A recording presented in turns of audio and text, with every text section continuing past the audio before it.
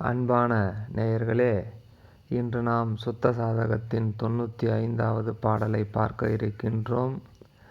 என்று எனை ஆண்ட விருத்தவம்பிகையே, இதயத்து விளக்கி என் வாக்கு நின்று உரைத்த இந்த நெறி சொல்லும் அர்த்தம் நினக்கும் வாய்த்திடும் என வாழ்த்தி, சென்று எனது உடலும் கரணமும் சகமும் சேர்ந்திடும் போகமும் தானாய் நின்றனள் கண்டேன் இதற்கு கைம்மாறு என் நிருமலை வாழி நீடூழி. இந்த பாடல் எந்த நிலையில் விளக்கப்பட்டிருக்கிறது என்று சொன்னால், ஏற்கனவே 93வது பாடலிலே அந்த ஜீவன் முக்தர்கள் தன்னை அடைகின்றவர்களுக்கு சுத்த மார்க்கத்தை சொல்லிக் கொடுப்பதாக கூறி, அதுக்கு அடுத்த 94வது பாடலிலே அவ்வாறு சில காலம் இருந்து பின்னே அவர் அருட்புசிப்பாகி அருண்மயமாகி பரமுக்தியிலே செல்வார் என்று கூறி வந்த நிலையில், ஆக இந்த சுத்த மார்க்கம் எந்த தெய்வத்தினால் தமக்கு கிடைக்கப்பெற்றது என்றும், அதனால் தாம் அடைந்த நிலைக்கு நன்றி கூறும் வகையிலே அமைந்திருக்கின்றது. சரி, பாடலுக்குள் செல்வோம். என்று எனை ஆண்ட விருத்தவம்பிகையே, இதயத்து விளக்கி. அதாவது என்று சொன்னது முன்பாடலிலே இது சிவாத்துவிதம் என்று உணர்வாய் என்று அந்த சுத்த மார்க்கத்தினுடைய விளக்கத்தை சொல்லி கொடுத்தார்களே, அதை தான் இங்கு கூறுகிறார். இந்த சுத்த மார்க்கம் என்னது என்று, அந்த என்று எனை ஆண்ட விருத்தவம்பிகையே. ஆக இந்த சுத்த மார்க்கத்தை எனக்கு சொல்லி கொடுத்து என்னை ஆண்ட விருத்தவம்பிகையே, இதயத்து விளக்கி. ஆக அந்த தெய்வம் எங்கிருந்து எனக்கு விளக்கி கூறியது என்று கேட்டால், இதயத்து விளக்கி. இதயம் என்பது இங்கே உள்ளம். என் உள்ளத்திலே விளக்கி என் வாக்கு நின்று உரைத்த இந்த நெறி சொல்லும் அர்த்தம் நினக்கும் வாய்த்திடும் என வாழ்த்தி. ஆக அவருக்கு அவர் இதயத்திலே இருந்து விளக்கி கூறியதை அவர் வாக்கின் மூலமாக இந்த சுத்த சாதகம் என்னும் நூலை இயற்றினாரே, அதுதான் நின்று உரைத்த என்று சொல்லுகின்றார். ஆக இரண்டாவது அடி நின்று உரைத்த என்பது அவர் வாக்கிலே இருந்து உதித்த இந்த நூல். இந்த நெறி சொல்லும் அர்த்தம் நினக்கும் வாய்க்கும். ஆக நினக்கும் என்பது இதை கற்றிருந்த நமக்கும் என்றும் பொருள்படும். ஆக இந்த நெறி சொல்லும் அர்த்தம் நினக்கும் வாய்க்கும் என வாழ்த்தி. இங்கே வாழ்த்தியது யார் என்றால் அந்த அம்மை. சரி, மூன்றாவது வரி.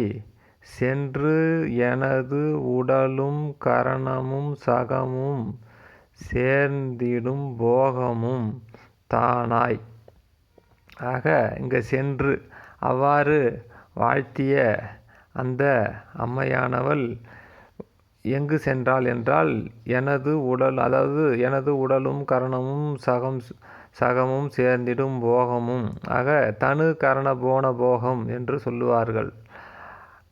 அந்த அது தனு கரண போன போகம் என்பது நமக்கு வழங்கப்பட்டிருக்கிறது. இது மாயை, அதாவது மாய புசிப்பு. நம்முடைய மனம் மாயை, நம்முடைய உடம்பு மாயை, அதுக்கடுத்து ஜகமாகி இந்த உலகம் மாயை, இதிலே அனுபவிக்கின்ற போகம், இவற்றெல்லாம் மாயை.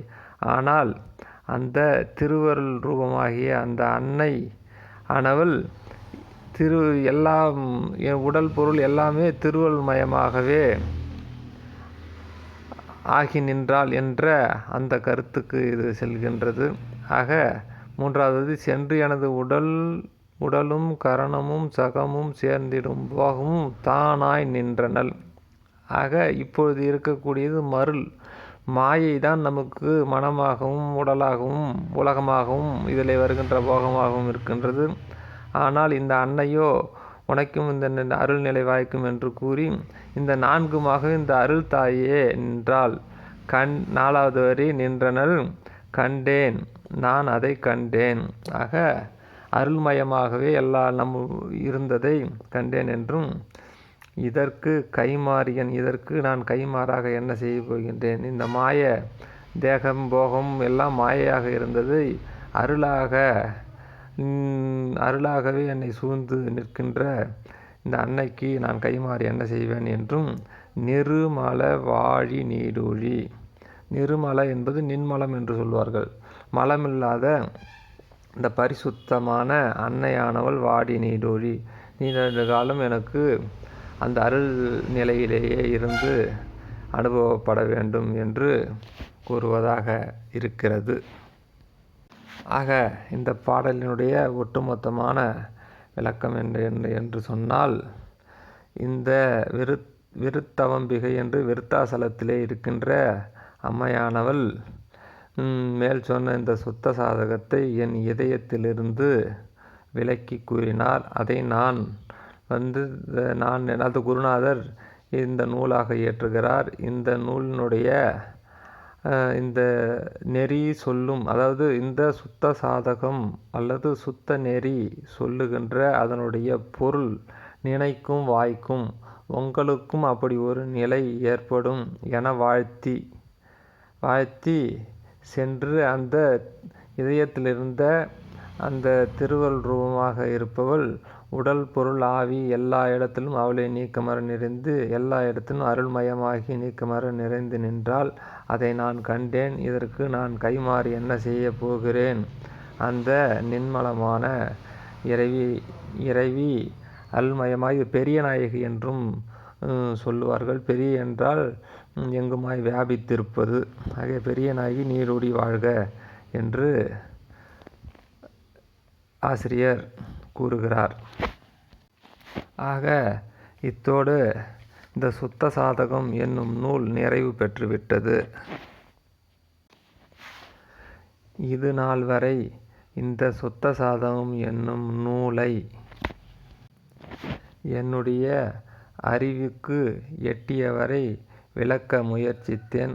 குற்றம் குறை இருப்பின் ஆன்றோர்கள் பொறுத்தருள வேண்டும். இதுநாள் வரை பார்த்திருந்தவர்களுக்கு மிக்க நன்றி. அருட்பெருஞ்சோதி அருட்பெருஞ்சோதி தனிப்பெருங்கருணை அருட்பெருஞ்சோதி.